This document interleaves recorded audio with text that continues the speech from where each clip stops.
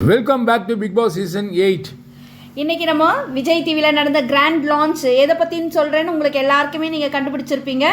Big பாஸை பற்றி தான் பேசுகிறோம். சீசன் 8ஓட கிராண்ட் லான்ச்சை பற்றி தான் நம்ம ரிவ்யூ பண்ண போகிறோம்.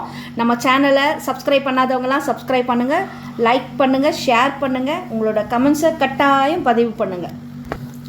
ஓப்பனிங்லேயே பார்த்தீங்கன்னா விஜய் சேதுபதி தான்.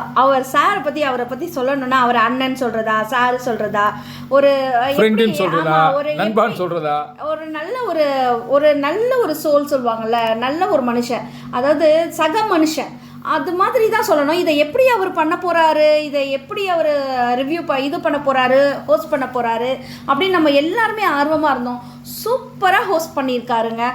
நீங்களும் தொடர்ந்து பாருங்கள், உங்களோட சப்போர்ட்டை எங்கள் சேனலுக்கு தொடர்ந்து கொடுங்க. இதில் இன்னொரு விஷயம் என்னென்னா, நம்ம 24/7 நம்ம உங்களுக்கு அப்டேட் பண்ணிகிட்டே இருப்போம். அதனால் நம்ம சேனலை வந்து மிஸ் பண்ணாமல் பார்த்துட்டே இருங்க, உங்களுக்கு அப்டேட் பண்ணிகிட்டே இருப்போம். ஃபஸ்ட்டு பார்த்தீங்கன்னா நம்ம ஏற்கனவே நம்ம சேனலில் சொல்லியிருந்தோம் இல்லையா, கண்டஸ்டன்ட்ஸ்லாம் யார் யார் வராங்கன்னு. அதில் நம்ம சொல்லியிருந்த மாதிரி ஃபஸ்ட்டு ஃபேட்மேன் ரவீந்தர் சார் தான் வராங்க. அதுக்கு அடுத்தது வந்து தர்ஷா குப்தா, அப்புறம் நம்ம தமிழ் தீபக் அவர் வந்திருக்காரு. ஸோ நிறைய பேர் நம்ம சொன்ன பதில் தான் வந்திருக்காங்க. இதில் ஃபஸ்ட்டு பார்த்தீங்கன்னா நம்ம ஏற்கனவே சொல்லியிருந்தோம் இல்லைங்களா, ஃபேட்மேன் அவர் தான். ஏன்னா அவர் அந்த விஜய் சேதுபதியே கேட்குறாரு, என்னங்க இந்த மாதிரி ஃபேட்மேன்னா எல்லாம் இஷ்டத்துக்கு ஒரு மாதிரி நினைப்பாங்களே, நீங்கள் என்ன எப்படி நினைக்கிறீங்க அப்படின்னு ஒரு மாதிரி தயக்கமாகவும் கேட்குறாரு. அதுக்கு அவர் சொல்கிறாரு, ஃபேட்மேன் ஒரு பிராண்டாகவே மாற்றிட்டேன் அப்படின்ட்டு ஓப்பனாக பேசுகிறார். ரொம்ப எல்லாருமே மற்றவங்க எல்லாருமே வந்து கிண்டலும் கேலியுமா சொன்ன விஷயத்தையே அவர் பாருங்கள் எவ்வளோ அழகாக அதை ஒரு பிராண்ட் நேமாகவே கொண்டு வந்திருக்காரு. நம்மளாம் பாருங்கள், ரவீந்தர்னு யாருமே சொல்ல மாட்டேன்றாங்க, எல்லாருமே வந்து ஃபேட்மேன், ஒரு குண்டு பையன், குண்டாக இருக்கிற ஆள் அப்படிலாம் கூட இல்லை. அது ஒரு கௌரவமான ஒரு பிராண்டாக மாற்றிருக்காருன்னா அதில் இருக்கிற அவருடைய ஒரு கான்ஃபிடென்ட் தான் அவர் சொல்லணும், கான்ஃபிடென்ஸ் தான். அடுத்தது பார்த்தீங்கன்னா சஞ்சனா, தர்ஷா குப்தா, சத்யா, இவங்க 3 பேர் வந்திருக்காங்க. இதில் சத்யா யாருன்னா தெரியுமா உங்களுக்கு? சத்யா யாருன்னா நம்ம பழைய ஆக்டர் NSK உடைய மருமகன் வந்திருக்காரு. ஸோ அவர் எப்படி இருக்காருன்றதை பார்க்கலாம். அடுத்தது பார்த்தீங்கன்னா ஹஸ்பண்ட். அதுக்கு அடுத்தது பார்த்தீங்கன்னா அந்த பொண்ணு சஞ்சனா வந்து நம்ம விஜய் சேதுபதி சாரோட மகாராஜா படத்தில் பொண்ணாக நடித்தவங்க. அவங்க வரும்போதும் விஜய் சேதுபதி சார் நல்ல வெல்கம் கொடுக்குறாங்க. ஸோ அப்பான்ற அந்த இதுவை எடுத்துக்காத, நல்லாவே கேம் ப்ளே பண்ணணும் அப்படின்ற மாதிரி தான் சொல்லியிருக்காரு. அதுக்கடுத்தது பார்த்தீங்கன்னா நம்ம தீபக் வந்திருக்காங்க. தீபக் எப்படின்னா எல்லாருக்குமே ரொம்ப பரிச்சயமான ஒரு முகம் தீபக்கோடது. விஜய் டிவியில அவரை வந்து ரொம்பவே வந்து என்ன சொன்னார், விஜய் சேதுபதி சாரே அவருக்கு நிறைய அப்ரிசியேஷன். ஆமாம். அடுத்தது பார்த்தீங்கன்னா சுனிதா, RJ ஆனந்தி, அப்புறம் ஜெஃப்ரின்னு ஒரு நியூ கை, அவன் சின்ன பையன் இருக்கான். அவன் வந்து கானா பாட்டு நல்லா பாடுறான். இன்ஸ்டண்ட்டாக அப்படி சொன்ன உடனே அவ்வளோ அழகாக பாடினா, ரொம்ப நல்லா இருந்தது. அப்புறம் வந்து நம்ம ரஞ்சித் சார் வந்திருக்காரு. அடுத்தது பார்த்தீங்கன்னா நம்ம ஜாக்லின் கூட வந்திருக்காங்க. ஏன்னா ஜாக்லின்லாம் இடையில கிட்டத்தட்ட 2-3 வருஷம் விஜய் டிவியில் ஆளே காணோம். அது எங்கே இருக்கிறாங்களா இல்லையா அப்படின்ற மாதிரி இருந்து நல்லா அந்த அம்மாவை நல்லா ஹோஸ்ட் பண்ணோம், நல்லா காம்பேரிங் எல்லாமே நல்லா பண்ணி கூட ஆளு தான். ஆனால் வந்து அந்த அம்மா இப்போ ஜாக்லின் தெரிஞ்சது கலக்க போகுது யாரில் தான்.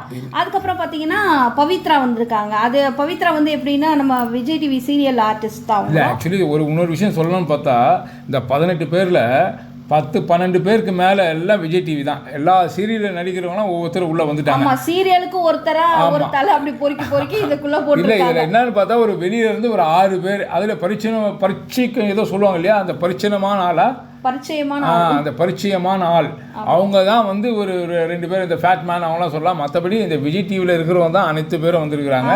அதுக்கப்புறம் பார்த்தீங்கன்னா நம்ம சௌந்தர்யா யாருன்னா நம்ம விஷ்ணு வந்து லாஸ்ட் இதுவில் சீசனில் வந்து இருந்தார்ல, அவருக்கு வந்து வீடியோ காலில் அவங்க வருவாங்க. அவங்க வந்து அவங்களோட ஃப்ரெண்டு. அடுத்தது அருண் பிரசாத் அண்டு தர்ஷிகா. இதில் அருண் பிரசாத் யாருன்னா போன சீசனில் வந்து வின் பண்ணியிருந்த அர்ச்சனா ரவிச்சந்திரன் அவங்களுடைய ஃப்ரெண்டு. ஆமாம். அப்புறம் வந்து பார்த்தீங்கன்னா விஜய் விஷால், அதுவும் பாரதி கண்ணம்மா எல்லாம் அதான் சொன்னேன். விஜய் டிவியில் இருக்கிற முக்கால்வாசி பேர் வந்துருக்குறாங்க. பாக்கியலட்சுமி கரெக்டு. ஏன்னா நிறைய சீரியல்லேருந்து வர்றதுனால யார் பேர் எப்படி சொல்கிறதுன்னு தெரியல. அடுத்தது ரொம்ப ரொம்ப ரொம்ப கான்ட்ரவர்சியான ஒருத்தவங்க தான் வந்திருக்காங்க, அர்ணவ் அண்ட் அன்ஷிதா. ஆமாம், இவங்க 2 பேரை பற்றி நம்ம சொல்லணும்னு அவசியம் கிடையாது. ஆல்மோஸ்ட் வந்து சோஷியல் மீடியாவில் வந்து ஒரு வளம் வந்த ஆள், எல்லா மீடியாவிலையும் வளம் வந்த ஆள் உள்ள வந்திருக்காங்க. 2 பேரும் வந்திருக்கிறது உள்ள எப்படி சுவாரஸ்யமாக இருக்குமா, இல்லை எப்படி இருக்கோன்றது இனிமே தான் தெரியும். ஸோ எல்லாருமே ஆர்வமாக பார்த்துட்டு இருக்கிறோம். அடுத்தது பார்த்தீங்கன்னா இன்னொருத்தர் நமக்கு எல்லாருக்குமே தெரியும், முத்துக்குமார். ஆமா, பல முகங்கள் உண்டு அவருக்கு. இன்னைக்கு வந்து பிக் பாஸ்க்குள்ள வந்திருக்காரு முத்துக்குமார். ஆமா. ஸோ இவங்க தான் வந்து மொத்த கண்டஸ்டன்ட்டே. ஸோ இவங்க வந்து உள்ள வரும்போதே உள்ள ஒரு ட்ராஜடி ஒரு கேம்லாம் வந்து ப்ளே பண்ணிட்டாரு. யார் பண்ணாரு? நம்ம ஃபேட்மேன் ஸ்டார்ட் பண்ணிட்டாரு. என்ன சொன்னாரு? இந்த 18 பேரும் உள்ள வந்துட்டாங்க. உள்ள வந்ததுமே ஃபர்ஸ்ட் ஒரு 4 பேர் உள்ள 5 பேர் உள்ள வரும்போதே என்ன ஆயிடுச்சு, அதான் அந்த பிக் பாஸ் இதே வந்து ஒரு நடுவில் ஒரு கோடு போட்டு 2 இதுவாக பிரிச்சிருக்காங்க. முதல்லனா இந்த பக்கம் ஒரு வீடு அந்த பக்கம் ஒரு வீடு சொல்லுவாங்க இல்லையா, அப்படி இல்லாமல் ஒரே இதுக்குள்ள கோடு போட்டு பிரித்து வச்சுருக்காங்க. டைனிங் டேபிள்லேருந்து ஒரு பெரிய லைன் போட்டிருக்காங்க. அது பார்க்க போனீங்கன்னா இப்போ இவங்க என்ன சொல்லிட்டாங்க, அதாவது பிக் பாஸ் சொன்னது என்னென்னா இந்த தடவை வந்து மென்ஸ் வெர்சஸ் விமன். ஸோ நீங்கள் எந்த பக்கம் வேணுன்றதை நீங்கள் செலக்ட் பண்ணிக்கணும் அப்படின்ற மாதிரி சொல்லிட்டாங்க. ஸோ இவங்க என்ன பண்ணிட்டாங்க, ஃபஸ்ட்டு வந்து அந்த 4 மெம்பர்ஸ் என்ன பண்ணிட்டாங்க, ஒரு பக்கம் பார்த்தீங்கன்னா ஒரு பிங்க் ஷேடு இருந்தது, ஒரு பக்கம் பார்த்தீங்கன்னா ப்ளூ ஷேடில் இருக்கிற பெட்டு. இந்த பிங்க் ஷேடில் இருக்கிற பெட்லாம் வந்து பார்த்தீங்கன்னா சிங்கிள் காட்டாக இருக்குது. ப்ளூ கலரில் இருக்கிறதுலாம் வந்து நல்ல டபுள் காட்டாக இருக்குது. பட் வந்து என்ன சொல்கிறது, இந்த பக்கம் வந்து கிச்சன் இருக்குது, ப்ளூ காட் பக்கம் வந்து கிச்சன் இருக்குது. ஸோ இதை பற்றியும் டிஸ்கஸ் பண்ணிக்கிறாங்க. ஐயோ இங்கே பெட்டு பக்கத்துலேயே வந்து கிச்சன் இருக்குது, அப்போ சமைக்கிறவாங்களோ அப்படின்றாங்க. ஸோ அப்போ வந்து எப்போவுமே கேர்ள்ஸ் எல்லாருமே என்ன பண்ணுவாங்க, பிங்க் தான் பிடிக்குது, பிங்க் எங்களுக்கு வேண்டும் அப்படின்னு சொல்கிறாங்க. அதுக்கப்புறம் ஒரு ட்விஸ்ட்டு. அப்புறம் இவங்க என்ன பண்ணிடுறாங்க, அந்த ஃபஸ்ட்டு அந்த 4 பேர் என்ன பண்ணிடுறாங்க, டிஸ்கஸ் பண்ணுறாங்க. அதில் ரவீந்தர் சாரும் தீபக்கும் பேசி என்ன பண்ணிடுறாங்க, சரி அப்போ யாராலையுமே ஃபஸ்ட்டு வந்து செலக்ட் பண்ண முடியல, இந்த 4-5 பேரால் செலக்ட் பண்ண முடியல, ஒவ்வொருத்தராக வர எக்ஸ்ட்ரா அப்புறம் 6 மெம்பர்ஸ் ஆகிடுறாங்க. உடனே எப்படி இதை பண்ணுறது அப்படின்னும் போது இவங்களுக்குள்ளே ஒரு கன்க்ளூஷன், எதுவுமே தேர்ந்தெடுக்க முடியாத ஒரு சூழ்நிலையில் இருக்கிறாங்க. உடனே இந்த கன்க்ளூஷன் வரணும்னு சொன்னார் பிக் பாஸ். இல்லைன்னா நீங்க எல்லாருமே வெளியே தான் படுக்கணும்னு சொல்லிட்டு வெளியில உட்கார வச்சுட்டாங்க. அடுத்து வர இது கிட்ட வந்து பேசுறதுக்கு முன்னாடி என்ன பண்ணிட்டாங்க, தீபக்கும் ரவீந்தர் சாரும் என்ன பண்ணிட்டாங்க, நீங்க வந்து இந்த இதுவே எடுத்துக்குங்க, அப்படி உங்களுக்கு இது வேணும், இந்த பிங்க் வேணும்னா. அதுக்கு முன்னாடி இந்த ஜெஃப்ரி வரான், இந்த குட்டி பையன் வரான், அவனும் சுனிதாவும் வந்து உள்ள உட்கார்ந்து இருக்கும் போது பிக் பாஸ் வந்து பேசுறாரு, அவங்களால டிசைட் பண்ண முடியல, உங்களால டிசைட் பண்ண முடியுமான்னு பாருங்க அப்படின்றாரு. உடனே சுனிதாவும் அந்த பையன் வந்து கொஞ்சம் குழப்பி விட்டுறான். நல்லா சூப்பர் கேம் ஃபர்ஸ்ட்லேயே அந்த பையன் ஸ்டார்ட் பண்ணுறான். அதுக்கு முன்னாடி வந்து கொஞ்சம் யோசனை பண்ணிகிட்டே இருந்த மாதிரி இருந்தது. சுனிதா வந்து அவனை தட்டிலாம் கொடுத்தது, ஓகேடா தம்பி நீ எனக்காக விட்டு கொடுக்குறடா அப்படின்னு. ஓகே பிக் பாஸ் என்ன சொன்னார், நீ போய் எந்த சைடு வேணுமோ அப்படின்னு சொல்லி போய் நிற்கும் போது அவன் டோர் பக்கம் போயிட்டு லெஃப்ட் சைடு நின்றுடுவான். அப்போ வந்து லெஃப்ட் சைடு இருக்கிறது பிங்க் வந்துடும். அப்போ பிங்க் தான் எனக்கு, நான் காம்ப்ரமைஸ் ஆக மாட்டோம், எங்களுக்கு அதுதான் வேணும்னுடுவான் சுனிதா. உடனே என்ன பண்ணிடுறாங்க, அப்புறம் வெளியில் வந்துடுறாங்க, எல்லாருக்கிட்டையும் பேசிடுறாங்க. உடனே அதெல்லாம் ஒத்துக்க முடியாது, எல்லாரும் சேரும் போது என்ன பண்ணுறாங்க, அது எப்படி நாங்கள் இது பண்ண முடியும், அக்செப்ட் பண்ண முடியாது அப்படின்லாம் பேசும்போது உடனே விஜய் சேதுபதி சார் திரும்பவும் உள்ளே வர்றாரு. உள்ளே வந்துட்டு உங்களுக்குள்ளவே நீங்களே பேசி முடிவு பண்ணிக்கோங்க, 2 பேர் மட்டும்தான் அதுக்கு அப்போஸ் பண்ணுவாங்க. யாருன்னா அந்த தர்ஷிகாவும் ஜாக்லினை மட்டும்தான் முடியாது, அது எப்படி நீங்கள் சொல்கிறத நாங்கள் கேட்க முடியும் அப்படின்ற மாதிரிலாம் உள்ளே வந்து கான்வர்சேஷன் போகுது.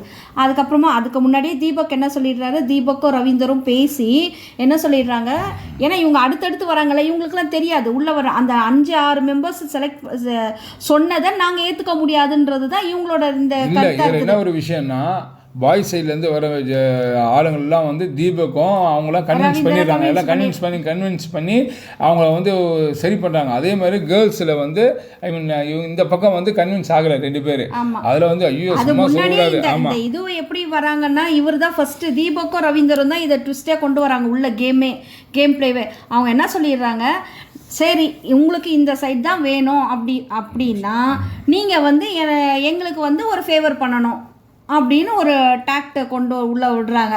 என்ன அப்படின்னு சொல்லும்போது, என்னன்னு கேட்டும்போது, ஏதாவது ஒரு வாரத்தில் எங்களை வந்து, அதாவது ஜென்ஸ் இருக்காங்கல்ல அவங்கள வந்து மென்ஸை யாரையுமே வந்து நீங்கள் நாமினேட் பண்ணக்கூடாது அப்படின்னும் போது இவங்களுக்கெல்லாம் அது எந்த வாரன்றதையும் நாங்கள் சொல்லுவோம் அப்படின்னும் போது உள்ளுக்குள்ளே எல்லாருக்கும் வந்து ஐயோ அப்புறம் என்னன்னா முக்கியமான வாரங்களை இவங்களை தான் நாமினேட் பண்ணணுன்ற ஸ்டேஜில் நம்ம பண்ண முடியும். அதையும் அவங்க சொல்லுவாங்க, அவங்க டாமினேட் பண்ணுற மாதிரியே சொல்ல, நீங்கள் உங்களுக்குள்ளே டிஸ்கஸ் பண்ணிக்கணும், நீங்களே வந்து நீங்கள் தான் மற்றவங்களை கன்வின்ஸும் பண்ணிக்கணும், அப்படின்னா நான் அந்த பக்கம் தரேன் அப்படின்ற மாதிரி சொல்லிடுவாங்க ஜென்ஸ் எல்லாரும் சேர்ந்து. ஸோ ஒரு வழியாக இந்த மாதிரி ஒரு கலாட்டாவால் முடியும். அப்போது விஜய் சேதுபதி உள்ளே என்ட்ரி ஆகுறாரு. ஆமாம், அதில் அந்த 2 பேர் தான் வேண்டாம், எதுக்கு எப்படி ஒத்துக்க முடியும் அப்படின்னு ஃபஸ்ட்டு சொல்லுவாங்க. யார்?